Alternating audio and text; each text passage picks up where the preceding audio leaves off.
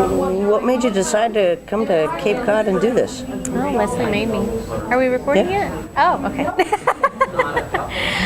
Leslie and I got together. I honestly can't remember if I saw the Geek Girl website last year, but I got with her last year and had so much fun coming up here and teaching. Oh, that's right. Did you come up last year? I did. On the motorcycle, right? I did. I rode my bike up. I remember that. I remember that. I did. It was kind of chilly. It was less fun, but I've got heated gear, so it was good. Excellent. Did you ride the bike this year? I didn't. No. But the weather was too cold leaving Connecticut, but it was warm enough once I got here, so it's like, shoot. So in your classes today, did you have a lot of folks that were real beginners with digital cameras? And yeah, it was what happened? It was a big mix. In the digital photography class, which is two-part, the first part was all in-camera tips for taking better shots, no matter what kind of camera you had. The majority of people were all point and shooters. There was only like 2 ladies that had digital SLRs in there. So we were all finding their scene modes on all of the point and shoots, because that can be challenging because you have to root through the actual manual. So they had their cameras They brought with their them? cameras, and so some of us, went around and kind of figured out where all the scene modes are. Because there's so many scene modes in cameras that help you set up the type of shot you want to take. But it was really good. They seemed to get a lot out of it. And we had a great time editing with Photoshop Elements in the second half, because it's, $70 for Elements versus $700 for Photoshop, which is crazy expensive. And Elements will do almost everything Photoshop will do. Almost.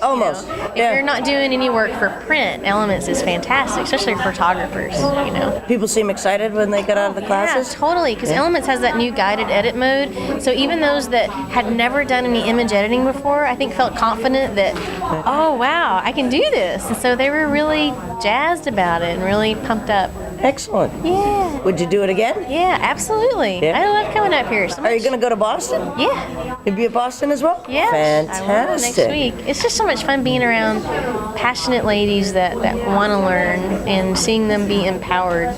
And there's nowhere else you can get this kind of mix of, what the heck is Twitter, what the heck is LinkedIn, help me take better pictures, help me edit my pictures, and, help me do a podcast and create a presentation. But everything is here, so it helps them see what they're interested in, and they can go on and learn more about those specific things. So it's awesome. It's totally awesome. So how long does it take you to write a manual that's 2 inches thick? Come on.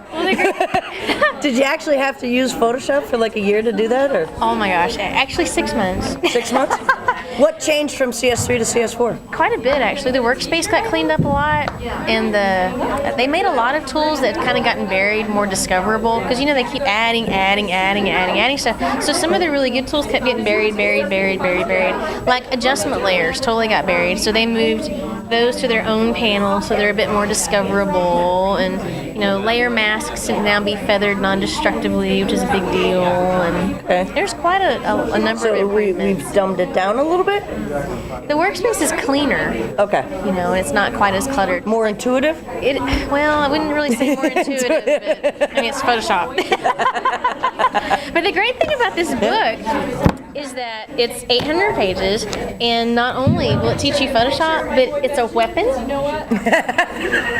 It's a step stool in the right, you may have to stack a couple of them on top of each other, but it's also a flower press and paperweight. It's so versatile. Excellent. It's so versatile. So. Yeah, I just noticed I taught a CS3 class today and for Dreamweaver, and CS4 actually has some integration with Photoshop CS4. Bridge is now part of Dreamweaver, which was amazing. Yeah, there's a whole lot of improvements in Bridge too. They totally redesigned the Bridge interface and made it a lot better, which I like.